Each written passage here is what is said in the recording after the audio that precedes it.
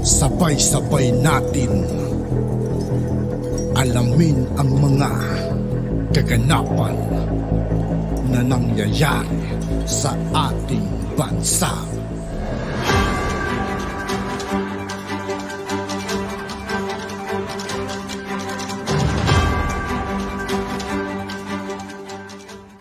Yo, what's up mga kaibigan? This is I2K po again. Ngayon nandito naman ulit tayo sa channel ni Pinoy News TV. Dito naman ulit tayo magbibigay ng komento at reaksyon. Kaya samahan nyo ako guys. Let's go! Tandaan na hindi ito makakamit ng nag-iisang namumuno o nag-iilang tao lamang sa kagawaran. Ito ay bunga ng kapit-bisig na pagtutulungan at pinagsama-samang kakayahan tungo sa iisang mithiin ng mga tao may pagmamahal sa bansa. No, ayon po dito sa mga dilawan kakamping at kung sino-sino pa, sinisiraan po nila. Alam na po natin yung paninira nila at panawagan nila na mag-resign. No? Mainipin po itong mga tao na nagpaparesign kay BP Sara dahil inakusahan po nila na hindi po magre-resign si BP Sara. Meron silang take sa lahat. No? Napakahusay ng mga... Kung sila naiinip na sila sa pagre-resign ni BP Sara. Kung hindi man po mag-resign si BP Sara, meron pa rin po silang katwiran. No? Ang sinasabi po nila ngayon, oportunista daw po si BP Sara Duterte dahil po dito sa kanyang hindi pagre-resign. Ang tanong naman namin, bakit naman po siya magre-resign? Okay. Di mo ba? Sino po kayo? Para po kayo pagbigyan. Meron pong programa si BP Sara Duterte bilang Vice President. Hindi po kasi nila maintindihan. No? Si BP Sara Duterte po, hindi lang po siya DepEd Secretary. Siya rin po ay Vice President. Kaya niyo pong gampanan, no? 3 po. Okay.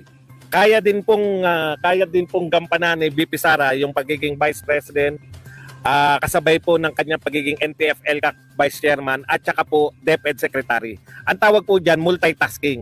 Pero dahil hindi po maunawaan niya ng mga kakamping dahil yung kanilang nanay-nanayan na si Lenny ay walang kakayahan, no? Hindi po niya maisip kung paano pong kayang pagsabay-sabayin yung mga proyekto ng 3 ahensya, no? So hindi niya po talaga maunawaan at hindi po nila maunawaan. Ito po, binabanatan po si Sara Duterte bilang DepEd Secretary sa kanyang tungkulin bilang Vice President. Ayan, no? Ang binanatan po nila, nagtatrabaho po si VP Sara Duterte bilang Vice President. Meron po siyang programang Magnegosyo Taday. Ito po, pinopromote at sinusuportahan po ni VP Sara Duterte yung mga maliliit na negosyante. Nagbibigay po sila ng ayuda sa mga maliliit na negosyante, no? Tapos, ang puna po nila diyan, hindi po nila pinupuna na bakit hindi mo tinutulungan yung maliliit na negosyante? Hindi po eh. Tumutulong po si BP Sara sa maliliit na negosyante. Ang pinupuna nila, ito po ang sinabi nitong tinatawag nating pilosopo Tasyo. Pilosopo talaga eh. Tapos aasa kayo na magiging maayos ang sektor ng edukasyon, nyeta. Punyeta raw. No, kaya daw hindi maayos ni BP Sara yung edukasyon kasi po siya raw po ay may mga tungkulin pang iba. Kita niyo po kung gaano kapurol tong mga kritiko ni BP Sara Duterte, no? Tungkol po kay BP Sara. Si Kendray. Ito po yung mga nagsulputan ngayon na tagapagtanggol ni Martin at saka ni Pangulong Marcos. Sabi ni Kendray, hint of BP Inday resigning from cabinet, none. Meron daw po bang pahiwatig na magre-resign si BP Sara Duterte? Wala po, sabi niya. Even the DDS are not urging her to resign. Why? Maski daw yung mga DDS hindi ayaw mag-resign si Sara Duterte. Bakit? Yan daw ang tanong niya. Alam kasi nila na si Inday Sara ay mas malaki po yung mawawala kung siya ay makikipaghiwalay kay BBM. The plan, ito raw po ang plano ni BP Sara. Alam niya yung plano ni BP Sara eh. Make their DDS Parang alin lang ni Vice President Inday Sara mga kaibigan, ano? Alam niya lahat eh. Galing. DDS candidates win in 2025 and attempt to grab the Senate or the HOR. Oportunista. Okay. Unity means supporting each other, not moving behind one's back. Okay. Isa-isahin po natin ha. Sabi niya, si BP Sara daw ay oportunista kasi ayaw niya mag-resign. Tanong ko lang, bakit po kinakailangan niya mag-resign? No? Bakit po kinakailangan niya mag-resign sa pagiging DepEd? wala kami narinig na pagtatanggol na ginagawa nyo habang binabalahura ng mga kakampi ninyo sa Kongreso si Sara Duterte, tapos sasabihan nyo pang oportunista dahil ayaw mag-resign. Alam niyo po ba ibig sabihin ng oportunista? Ha? Paliwanag lang po natin kung ano yung ibig sabihin ng oportunista. Baka kayo naguguluhan sa salitang oportunista eh. Ang ibig sabihin po ng oportunista, no? Yung ginagrab mo yung pagkakataon para magkaroon ka ng kapangyarihan, mag-grab ka ng power, yan bang ginawa ni Sara Duterte? Mag-real talk po tayo. No? Ako, ito lang masabi ko sa inyo, yung nagsasabing oportunista pa, si Sara Duterte, ang kakapal ng mukha ninyo, mga kinang-inan nyo. Yan lang po masabi ko. Minsan lang po ako magmura. At hindi na po maulit. Bakit po? Baka nakakalimutan po ninyo. Before 2022 election, lahat, as in lahat ng survey, as in lahat, walang, kahit na anong survey yan, kahit ginawa yan ng Madilawan, kakampi, ng mga NPA, sino man mag-survey, lahat po yan, simple lang po sinasabi, number 1 si Sara Duterte. Number 1, no? Before yung 2022 election. Ano pa po ang katangian ni Sara Duterte? Anak siya ng presidente. Yung tatay niya, hindi lang po simpleng presidente, pinakapopular na presidente. Lahat ng machinery ng gobyerno pwedeng ipansuporta sa kanya. No? Tumakbo lang siya. Dito ko sakit na sakit eh. No? Ayaw tumakbo ni Sara Duterte. Bata pa mga anak niya, ayaw niya tumakbo muna. Nag-file siya for mayor, pero kaming naniniwala sa kanya, hindi kami pumapayag, run sararan pa rin. Run sararan. Huwag, nagiyakan, run sararan. Yung mga Marcos, tandaan nyo mga Marcos, yung mga ninyo, yung mga supporter ninyo, hindi po pwedeng baliktarin tong sitwasyon na to.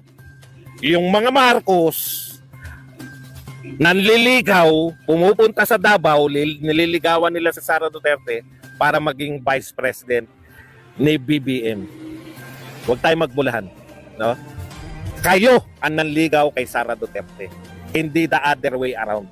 Alam nyo, kaya nabuo ang unit team, magtapatan na po tayo. Pinuntahan nyo si Sara Duterte sa Davao, niligawan, kasama lagi si Amy Marcos. Kaya siya magpapatunay niyan eh. Ngayon, kung babalik ta rin din ni Amy Marcos, ang lahat ng sitwasyon, wala na kaming magagawa. Nasa pangalan nyo na siguro yan. Kasi ako, naniniwala pa rin ako kay Amy. Hindi pa rin siya bumabaliktad eh. Kasi sobra na. No? Tatawagin pa ng mga supporter ninyo na oportunista pa si Sara Duterte. Lahat as in lahat ng chance. Pwede po siyang manalong presidente ng Pilipinas. Pwede po siyang manalo na presidente ng Pilipinas. Lahat ng government power ng presidente nasa tatay niya, no? Lahat po ng kasi ang sakit na marinig na oportunista pa si Sara Duterte. Bakit daw oportunista? Kasi ayaw daw mag-resign. Ang kakapal ng mukha ninyo. No, yan lang masabi ko. Ang kakapal ng mga mukha ninyo. Tapos yung makuha, naligawan si Sara Duterte at nagpumayag sa inyong vice president. Sasabihin nyo ngayon, sa tingin nyo ba maniniwala kami? No? Sa tingin nyo po ba kami maniniwala na gustong-gusto ni Duterte na magpailalim sa inyo at wala kayong kondisyon? Ibig sabihin, wala kayong pinagkasunduan na itutuloy nyo yung mga proyekto ni Tatay Digong, hindi nyo papapasukin yung ICC. Sa tingin ninyo, ganun katanga si Sara Duterte, napapayag siyang vice president ni Bongbong Marcos. Kung wala silang kasunduan na hindi papapasukin ng ICC at hindi itutuloy yung NTFL Cup. Kaya po nagre-react si Sara Duterte ng ganun na lang. Ipinapaalala po ni Sara Duterte, teka muna, kayunitin nyo ko. Hindi naman po si Sara Duterte tumakbong independent eh. Unit team po yan. No? Sa totoo lang po yung may mga hiya. Alam niyo po ba yung mga taong may hiya? Pag ikaw nakipag-unit team ka, automatic yan eh. Presidente ako ngayon, vice president ka. sinuportahan mo ko sa aking presidency, ano po, sa mga taong matitino, susuportahan kita pag tumakbo ka na sa presidency mo. Diba? Eh puta sa inyo, suportahan mo ko, pag nanalo ko, tatablahin na kita. Yun yung gusto nyo? Yun yung gusto nyo gawin ni PBBM eh. Tapos maririnig pa, puta, suportahan mo ko dahil malakas ka. Tatay mo, presidente ngayon, suportahan mo lang ako. Pag nanalo tayo sa unit team, tatawagin ka namin oportunista pag hindi ka nag-resign. Ang sakit. Di ba? Tatawagin siyang oportunista pag hindi nag-resign. Makakapal ang mukha ninyo. Yung mga supporter na nagsasabi na oportunista si Sara Duterte o nananaksak siya sa likod o si Sara Duterte ay ganun-ganun, ang kakapal ng mga mukha ninyo. At yun nga po mga kaibigan, dito po nagtatapos ang ating reaction video. Muli ako po si I2K ng Sundalo ng Dunggalo. Maraming salamat sa patuloy na pagsuporta. Yeah, peace out.